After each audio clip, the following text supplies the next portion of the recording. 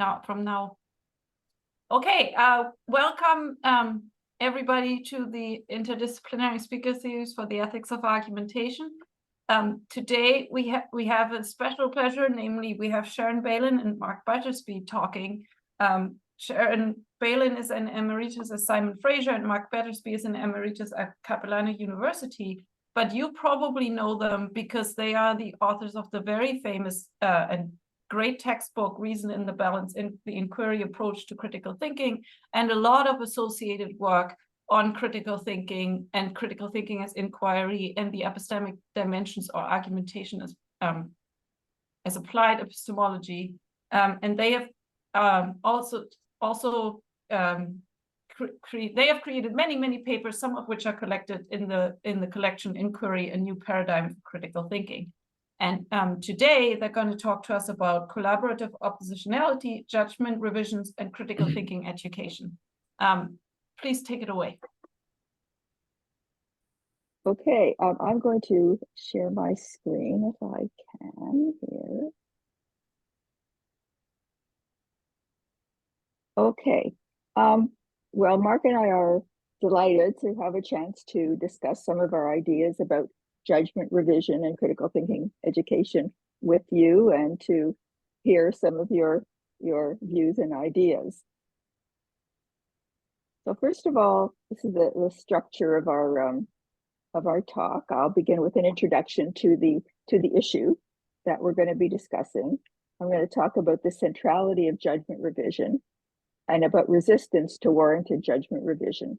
Then Mark is going to go on to talk about the role of critical thinking education in countering resistance and the approach to critical thinking education that we've developed, dialectical inquiry and collaborative oppositionality as ways to kind of counter this resistance. So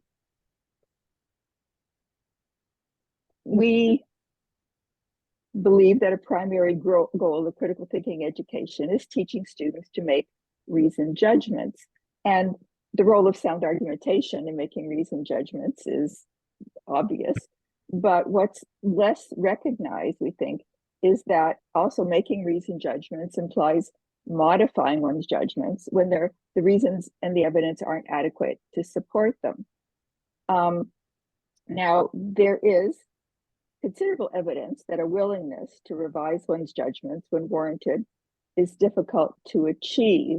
And we propose our educational approach to critical thinking involving collaborative oppositionality as a way to try to overcome this resistance in students. So first of all, why are we talking about judgment revision? The issue is commonly framed in terms of belief change, but we think that there are problems with the notion of belief change. First of all, there are a host of conceptual, empirical, ethical issues around the notion of beliefs, how beliefs are acquired and changed or are changed, whether beliefs are voluntary, and whether it's ethical to try to change one's belief. But in fact, our conception of critical thinking doesn't focus on belief, it focuses on judgments. We think the goal of critical thinking education is helping students to come to reasoned judgments.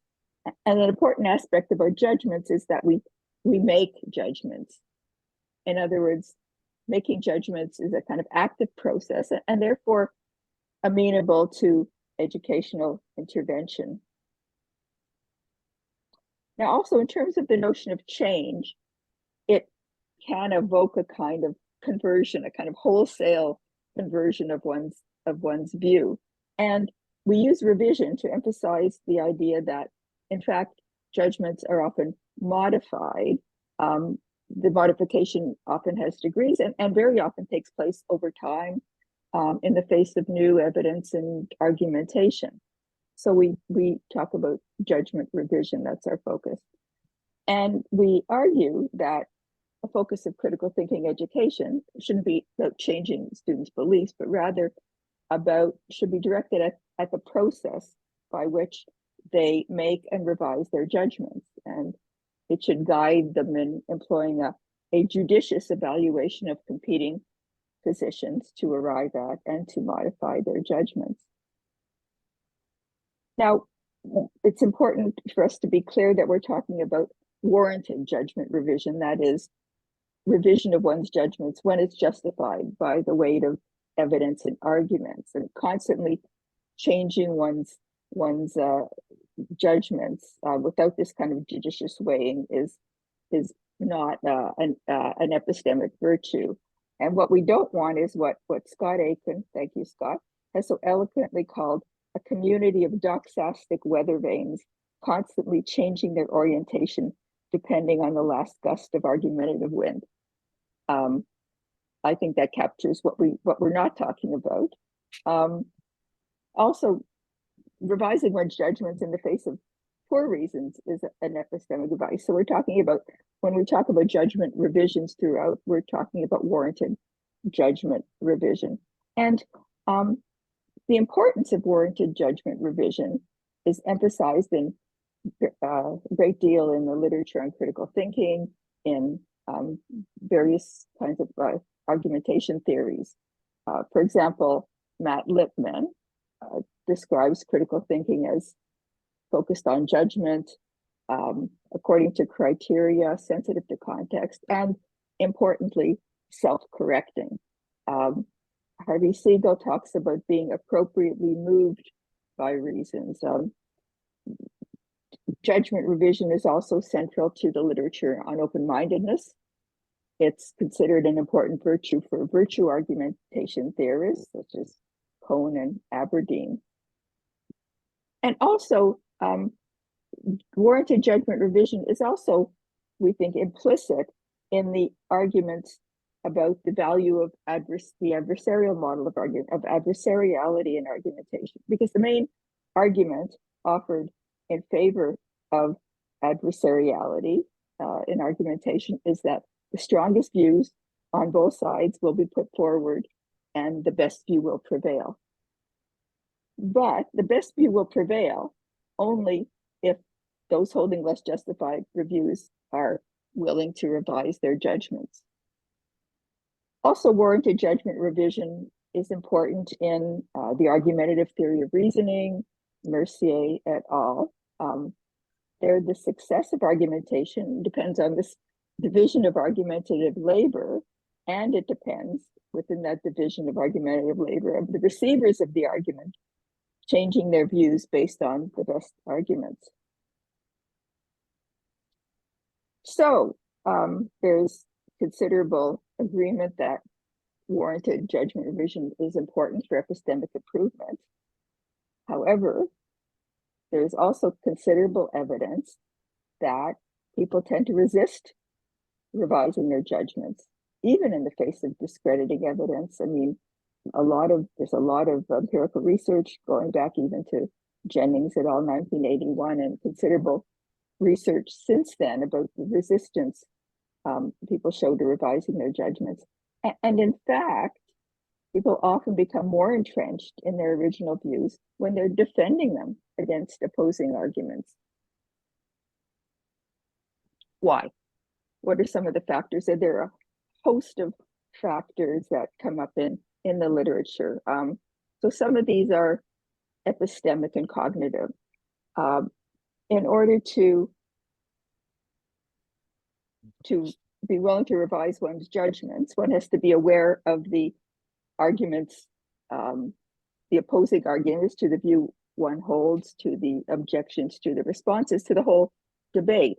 But given the whole structure of information and information silos, etc., it's often the case that people are not exposed to opposing arguments, to evidence which is contrary to their view, to objections, etc.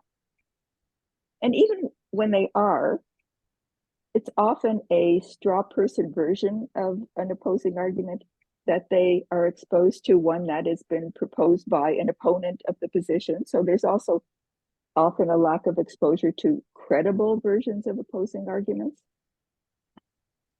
Also, in order to revise one's judgments, one needs to understand, one needs to recognize the kinds of evidence and arguments that would justify such revision. And so a lack of understanding of the kind of criteria that are important for evaluating claims is also a obstacle to warranted judgment revision. For example, certainly logical criteria, but also criteria for judging causal claims, scientific claims, for importantly judging source credibility. Now, the understanding the criteria for evaluating particular arguments and claims is crucially important, but not sufficient in our view. Coming to a reasoned judgment on complex issues involves a process of comparatively evaluating and weighing and balancing opposing arguments. So a lack of understanding of this process can also hinder warranted judgment revisions. And then my side bias, again, is another obstacle, which will lead one to underestimate the weaknesses of one's view, overestimate and underestimate the strength of opposing views. So these kinds of epistemic and cognitive factors are important, but not sufficient, since many people have kind of reasonable epistemic competence, but still are resistant to judgment revision. So there are also factors that are of psychological, social, emotional factors that come into play here. One of these is defensive biases.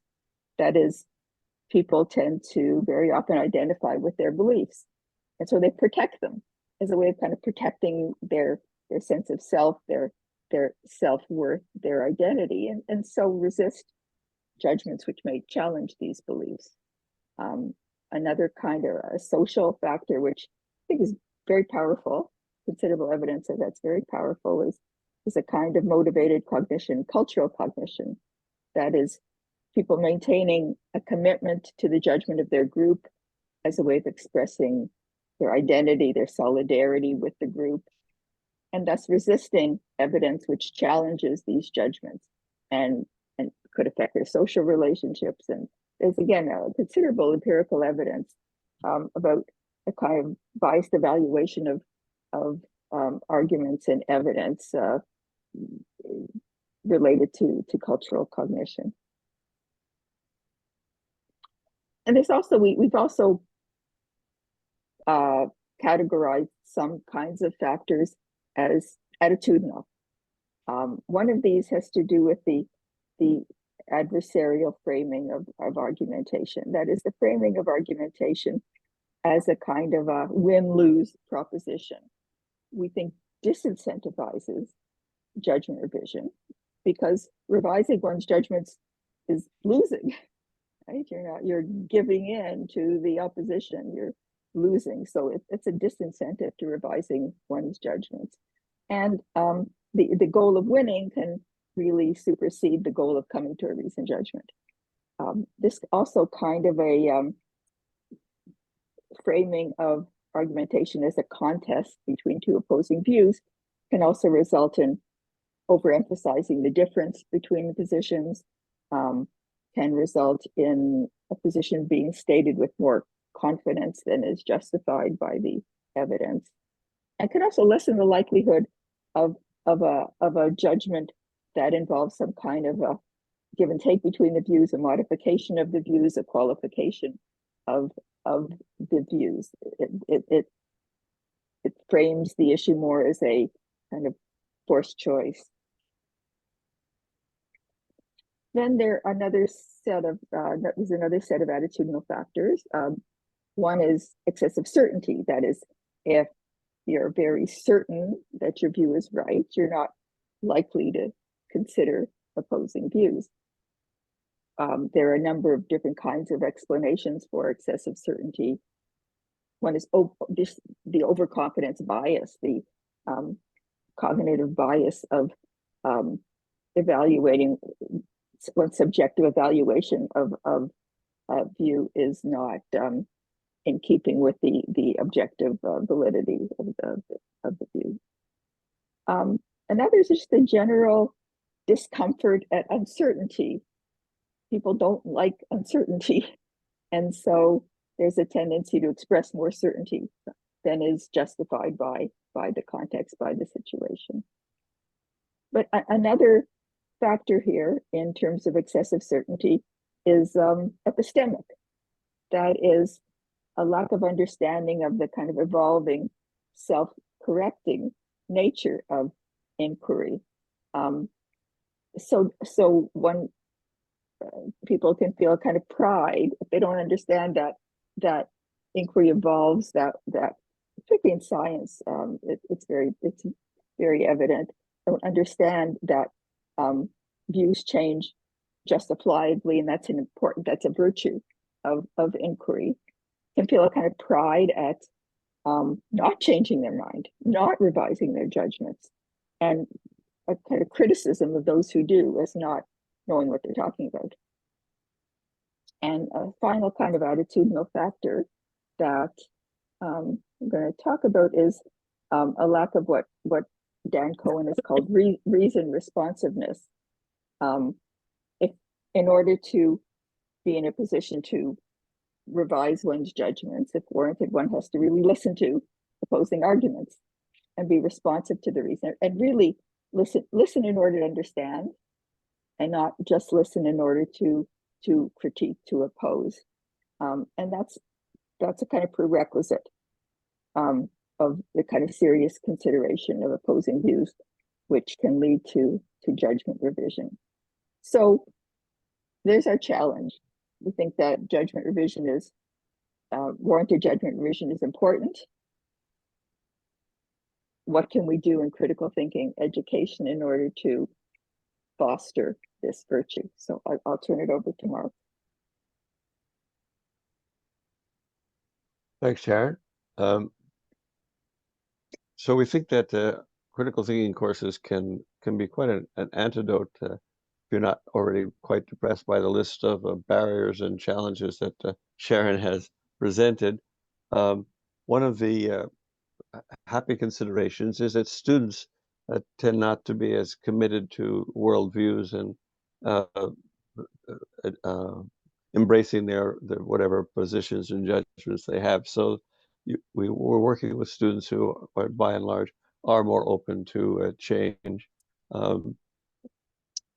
And we think that the way to do this is to cultivate a classroom situation of open-mindedness and critical thinking and willingness to change your views in light of reasonable considerations. So as Sharon pointed out, we think the adversariality can also get in the way, but you can have a climate in which people are willing to change their views and students can adopt that climate. Next slide.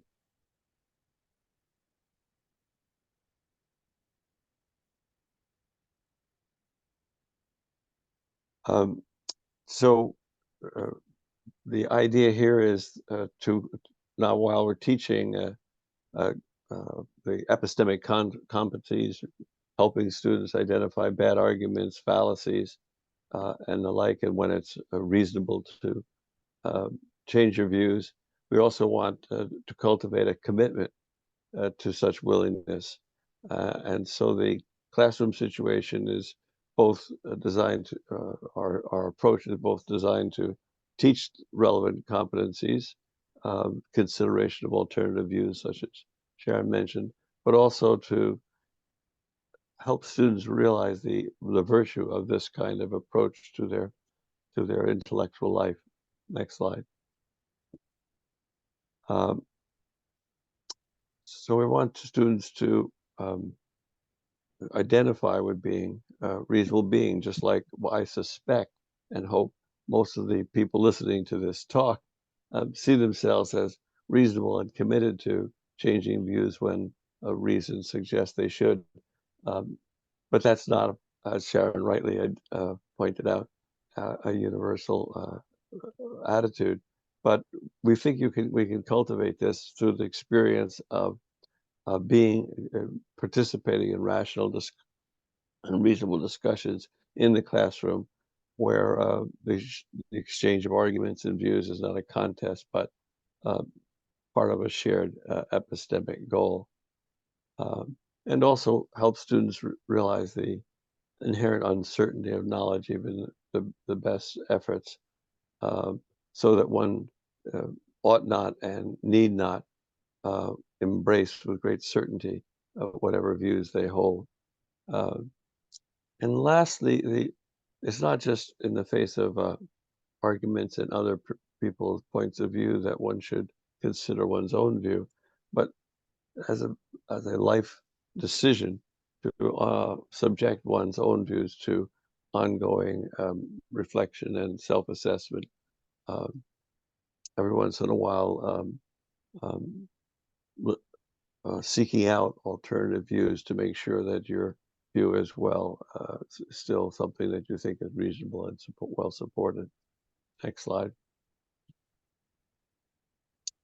So we have a kind of mouthful of terms to describe our approach.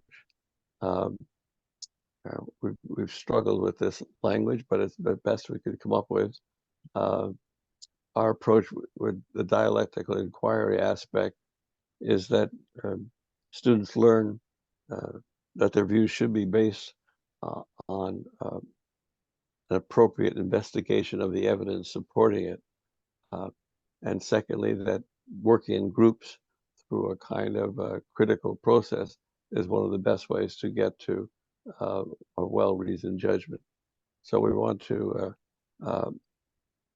get the epistemic gains that can result from argumentation without hopefully the danger of people feeling pushed around or becoming hostile, which can be associated with an adversarial approach. Next slide. So what are the background theories or approaches to education that we implicitly and to some extent explicitly approach to is called a community of inquiry? And that's again a classroom situation where open-mindedness and pursuit of a rational inquiry is the climate, and this can be instantiated in any classroom, but in particular we think crucial to a critical thinking classroom. Next slide. So what how to create such a climate, such a community, which we think is quite important for the instructor to model open-mindedness. I often said to my students that other instructors, other courses, they would love you to bring up alternative views and critical questions to when they put their views forward. And my students think that my sociology is poor. That's not their experience in other classes, and that's sad if that's true. We want to create generally in the academy willingness to consider alternative views and to model that for students if we want them to adopt that a point of view. And in the classroom itself, the instructor may on occasion have to intervene to ensure that the exchange of views is respectful, and again, showing commitment to that the rational exchange of views. Next slide.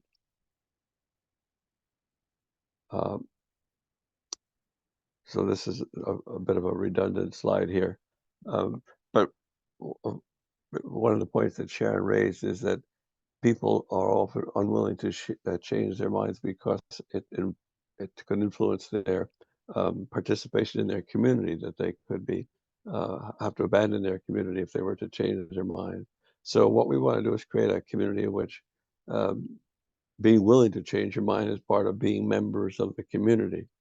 So the students have experience and identify with fellow reasonable people, rationality, rather than any particular commitment to atheism or theism or communism or free market identity or whatever. New paragraph. Sorry, next slide. The thing is about trying to create a community of inquiry in a large classroom is that there's not enough opportunity for reasonable interaction. So we believe you have to use small groups in order to have the possibility of a reasoned discussion.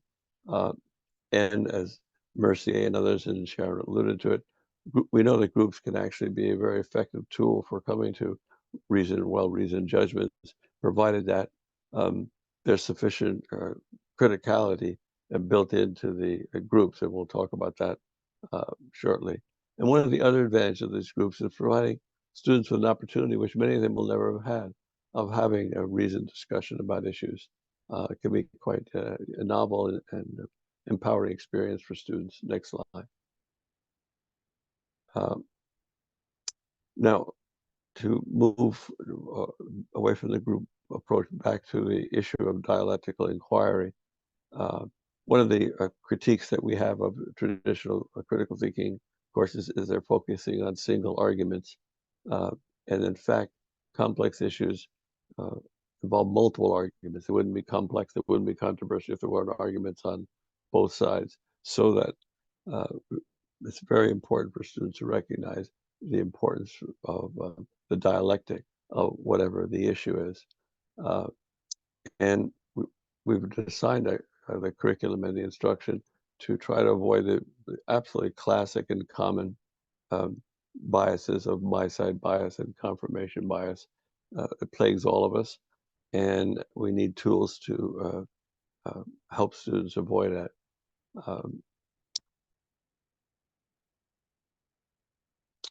So the dialectical inquiry is designed to help students, and we'll show shortly what are the tools we have for doing that, to make sure that they consider the alternative views. One of the things I used to tell my students is that if you're reading an argument, say in the paper, and the author doesn't seem to be aware of what the counter arguments are, read the next article. It's very important that people be aware that the controversy necessarily involves competing arguments. Next slide. So the methodology here is getting students to work together in groups. One of the processes that, well, let's go to the next slide. I'll be on this. Okay. Because collaborative inquiries need critiques and opposition, the key to successful groups is that there are critics in the groups. They don't have to be adversarial, but they have to be critical. Next slide. So there's a couple of techniques that we recommend. One, many of you may know about structured controversy. And this is where you have assigned students to take a particular pro or con point of view, not necessarily the one they hold, and do the research and develop whatever the best case for that particular point of view. And then to get the students come together and put forward what they've learned from these from their research, and then try to collectively come to a reasoned decision. So you start out with the critical environment where you have people putting forward different points of view. You could also encourage devil advocacy, assign some students to be the devil's advocate. Again, we want criticality, but the nice thing about structured controversy and devil's advocacy is students aren't identified with the view they're defending. They are, there's nothing personal about this. This is their task as reasoners in the group. And one of the methods we use, and we think is a very powerful tool, is the dialectical table, which I'll show you an example of in a second. But one thing that students can do when they take these assigned different points of view is fill the dialectical table for the pro side or the con side. Next slide, let's look at the table. So I don't know how many of you can see this table very well, but this was one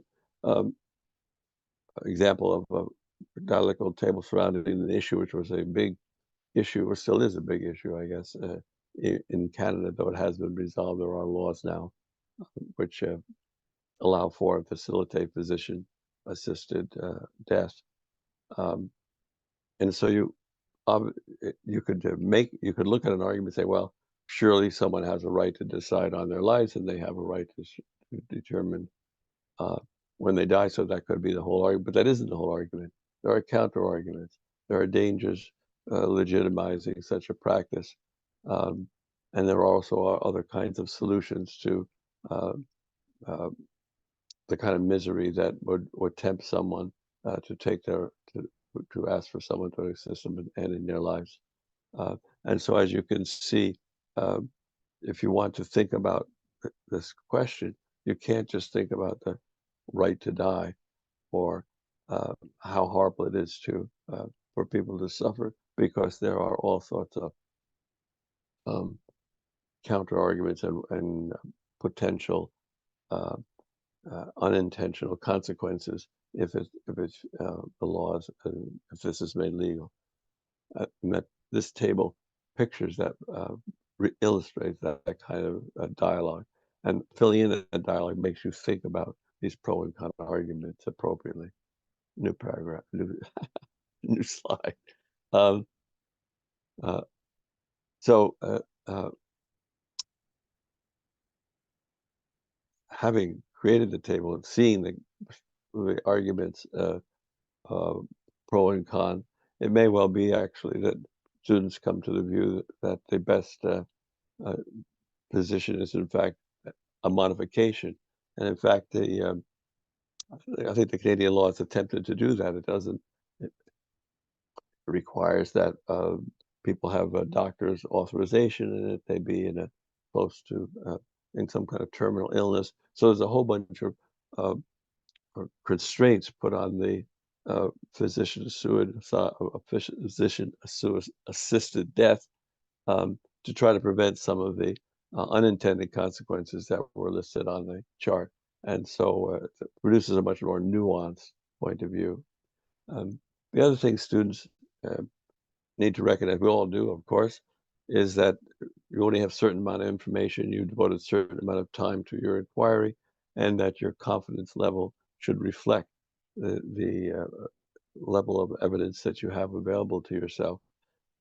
This is quite liberating to students writing essays. They no longer have to conclude the essay with this is the case. They can say, given research, given the evidence there, it seems likely that, or I think it's reasonable for me to hold that, or something like that, which again, a kind of nuanced way of being reasonable.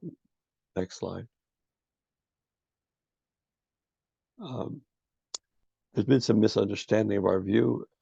I've repeatedly referred to the need for criticism and opposition. We've been confused with or claim that we have a sort of cooperative view. And it's true that we want people to work together to the epistemic goal of achieving the best, most reasoned decisions. But this does not mean simply trying to help the other person with their arguments. Um, we, we, we need to have the views need to be tested. Listening to others' views is important, but it's not the whole story. And the table, as you just saw, brings out the fact that there are pro and cons. So this is maintaining what we think as the virtues of adversariality without its vices. Next slide. So, in summary, I don't think I emphasized this enough, perhaps earlier. We think it's important, of course, that students learn the epistemic criteria that are relevant to argument evaluation, but that's just not sufficient. They need to understand also the value of deliberation and importance of basing their views on evidence and reason. So we're talking about, while we're teaching the basic tools of logical reasoning and epistemic evaluation, we're talking about a kind of personality development, a kind of remaking of students' attitudes towards reason and being reasonable, and ultimately hoping that students will emerge committed to using reason in their lives and understanding why this is of great value to them and to their society. Thank you.